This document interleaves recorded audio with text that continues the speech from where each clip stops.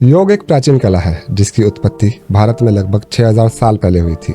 योग शब्द की उत्पत्ति संस्कृत के युज शब्द से हुई है। ऐसा माना जाता है कि योग की उत्पत्ति ब्रह्मांड में मानव जीवन की उत्पत्ति से भी पहले हुई है। जब धर्म और आस्था का भी जन्म नहीं हुआ था, तब से योग का अस्तित्व है, क्योंकि सर्वप्रथम योग गुरु भगवान शिव जी को माना जाता है। भगवान शिव को आदि योगी भी कहा जाता है। जो कोई भी मन से योग करता है वह इसके लाभ प्राप्त कर सकता है, उसका धर्म, जाति या संस्कृति जो भी हो। योग व्यक्ति के शरीर, मन, भावना और ऊर्जा के स्तर पर काम करता है। आप किसी बीमारी से गुजर रहे हैं, सर्जरी से उबर रहे हैं या किसी पुरानी बीमारी से पीड़ित हैं, तो योग आपके उपचार का एक अभिन्न अंग बन सकता है और संभावित रूप से उपचार को तेज कर सकता है।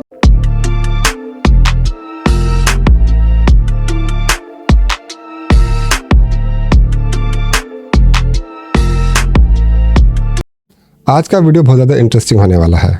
आज जिस टॉपिक पर हम ये वीडियो कर रहे हैं, पर्सनली ये मेरा फेवरेट है। इसने ना सिर्फ मुझे बल्कि आई एम प्रीटी श्योर बहुत लोगों की लाइफ को ट्रांसफॉर्म करने में हेल्प की है, योगा। इससे पहले वीडियो में आगे बढ़े, अगर आप एक एस्पायरिंग ऑथर हैं एंड आप अपना वर्क पब्लिश करवाना चाहते हैं तो डिस्क्रिप्शन बॉक्स में मैंने कॉन्टैक्ट इन्फॉर्मेशन डाल दी है, आप वहाँ जाकर हमें कॉन्टैक्ट कर सकते हैं। वीडियो के आखिर में योगा पर बेस्ट रिटन बुक्स पर भी बात की है, तो अंत तक जरूर बने रहिएगा। योग एक प्राचीन कला है जिसकी उत्पत्ति भारत में लगभग 6000 साल पहले हुई थी। योग शब्द की उत्पत्ति संस्कृत के युज शब्द से हुई है, जिसके दो अर्थ हैं। एक अर्थ है जोड़ना और दूसरा अर्थ है अनुशासन। ऐसा माना जाता है कि योग की उत्पत्ति ब्रह्मांड में मानव जीवन की उत्पत्ति से भी पहले हुई है।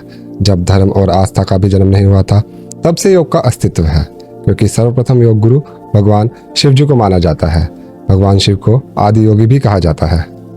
कई हजार वर्ष पहले हिमालय में कांति सरोवर झील के तट पर आदि योगी ने अपने प्रबुद्ध ज्ञान को प्रसिद्ध सप्त ऋषियों को प्रदान किया था। सप्त ऋषियों ने योग के इस ताकतवर विज्ञान को एशिया, मध्य पूर्व, उत्तरी अफ्रीका एवं दक्षिण अमेरिका सहित विश्व के भिन्न भिन्न भागों में पहुंचाया। अगस्त नामक सप्त ऋषि ने विशेष रूप से भारतीय उपमहाद्वीप का दौरा कर इस महाद्वीप में योग संस्कृति की उत्पत्ति की आधारशिला रखी। सिंधु घाटी सभ्यता में भी कई मूर्तियों के अध्ययन से यह सिद्ध हुआ है कि योग सिंधु घाटी सभ्यता के लोगों के जीवन शैली का महत्वपूर्ण हिस्सा था। हिंदू, बौद्ध और जैन समाज की प्राचीन परंपराओं, दर्शन शास्त्रों, वेदों, उपनिषद, रामायण, महाभारत एवं पवित्र श्रीमद् भगवद गीता में भी योग के उल्लेख भारत में योग के प्राचीन काल से विद्यमान होने का पर्याप्त साक्ष्य है। प्राचीन काल में योग करने के काफी कठिन नियम होते थे।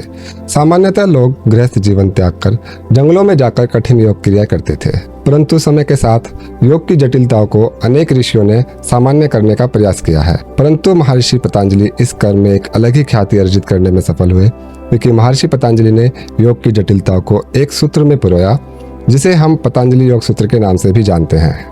वर्तमान काल में भी पतंजलि योग सूत्र से व्यक्ति सामान्यतः परिचित है। इस सूत्र को अष्टांग योग के नाम से भी जानते हैं, जो कि यम, नियम, आसन, प्राणायाम, प्रत्याहार, धारणा, ध्यान और समाधि से मिलकर बना है। 20वीं सदी के अंतिम चरण से आज 21वीं सदी तक आसन एवं प्राणायाम मुख्य रूप से प्रचलन में है। योग शब्द एक अति महत्वपूर्ण शब्द है, जिसे अलग अलग रूप से परिभाषित किया गया है। योग सूत्र के प्रणेता महर्षि पतंजलि ने योग को परिभाषित करते हुए कहा है, योगश्चित्त वृत्ति निरोधः, अर्थात चित्त की वृत्तियों का निरोध करना ही योग है। चित्त का तात्पर्य यहाँ अंतर्मन से है। महर्षि याज्ञवल्क्य ने योग को परिभाषित करते हुए कहा है, संयोग योग इत्युक्तो जीवात्म परमात्मा मनो, अर्थात जीवात्मा व परमात्मा के संयोग की अवस्था का नाम ही योग है। श्रीमद् भगवद गीता में योगेश्वर श्री कृष्ण जी कुछ इस प्रकार योग को परिभाषित करते हैं, योगस्थः कुरु कर्मणि संग त्यक्त्वा धनंजय सिद्ध्य सिद्ध्यो समो भूत्वा समतय योग उच्यते, अर्थात हे धनंजय, तो आस्तिक त्याग कर समता भाव से कार्य कर। सिद्धि और असिद्धि में समता बुद्धि के कार्य करना ही योग है। अब समकालीन युग में स्वास्थ्य के परिरक्षण, अनुरक्षण और संवर्धन के लिए योग में हर किसी की आस्था है। स्वामी विवेकानंद, श्री योगेंद्र, स्वामी राम, श्री अरविंदो, महर्षि महेश योगी, आचार्य रजनीश, BKS अयंगर, स्वामी सत्येंद्र सरस्वती और स्वामी रामदेव आदि जैसी महान हस्तियों के उपदेशों से आज योग पूरी दुनिया में फैल गया है। आमतौर पर योग को स्वास्थ्य एवं फिटनेस के लिए थेरेपी या व्यायाम की पद्धति के रूप में समझा जाता है। हालांकि शारीरिक एवं मानसिक स्वास्थ्य योग के स्वाभाविक परिणाम, परंतु योग का लक्ष्य अधिक दूरगामी है। योग ब्रह्मांड से स्वयं के सामंजस्य स्थापित करने के बारे में है। योग किसी खास धर्म, आस्था पद्धति या समुदाय के मुताबिक नहीं चलता। इसे सदैव सेहत के लिए कला के रूप में देखा गया है। जो कोई भी मन से योग करता है वह इसके लाभ प्राप्त कर सकता है, उसका धर्म, जाति या संस्कृति जो भी हो। योग व्यक्ति के शरीर, मन, भावना और ऊर्जा के स्तर पर काम करता है। इससे योग के 4 व्यापक वर्गीकरण उत्पन्न हुए हैं।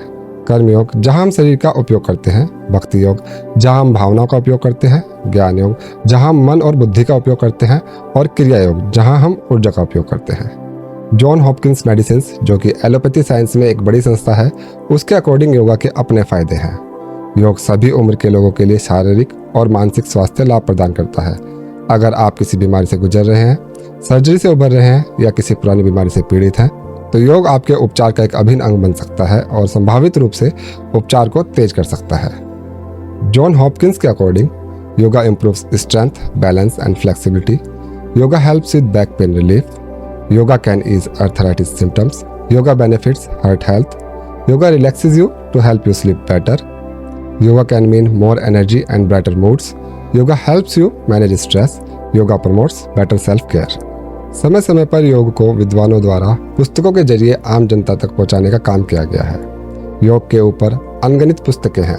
कुछ पुस्तकें जो कि योग को सरल भाषा में समझाती हैं वो हैं स्वामी विवेकानंद जी द्वारा लिखी गई पतंजलि योग सूत्रा, योग विज्ञान, राजयोग, कर्म योग, भक्ति योग, ज्ञान योग, BKS अयंगर जी द्वारा लिखी गई light on yoga, doctor Radheshyam और डॉक्टर विपिन अग्रवाल द्वारा लिखी गई योगासन और शरीर विज्ञान, डॉक्टर मौसम जी द्वारा लिखी गई yoga education a healthy way of living.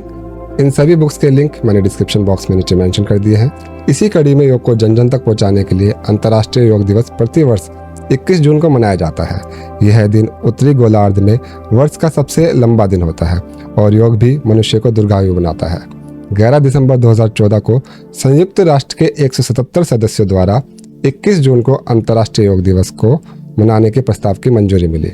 Bharat के इस प्रस्ताव को 90 दिन के अंदर पूर्ण बहुमत से पारित किया गया, जो किसी प्रस्तावित दिवस को संयुक्त राष्ट्र संघ में पारित करने के लिए सबसे कम समय है। तो ये था योग पर एक संक्षिप्त वीडियो। मुझे आशा है कि ये वीडियो आपको पसंद आएगा। इस वीडियो को लाइक करें, फ्रेंड्स एंड फैमिली के साथ जरूर शेयर करें, लोगों को योग के बारे में जागरूक करें एंड हमारे चैनल को सब्सक्राइब जरूर करें। Book summaries, reviews and author interviews के लिए हमसे जरूर जुड़े। मिलेंगे एक नए वीडियो के साथ। जय हिंद, जय भारत।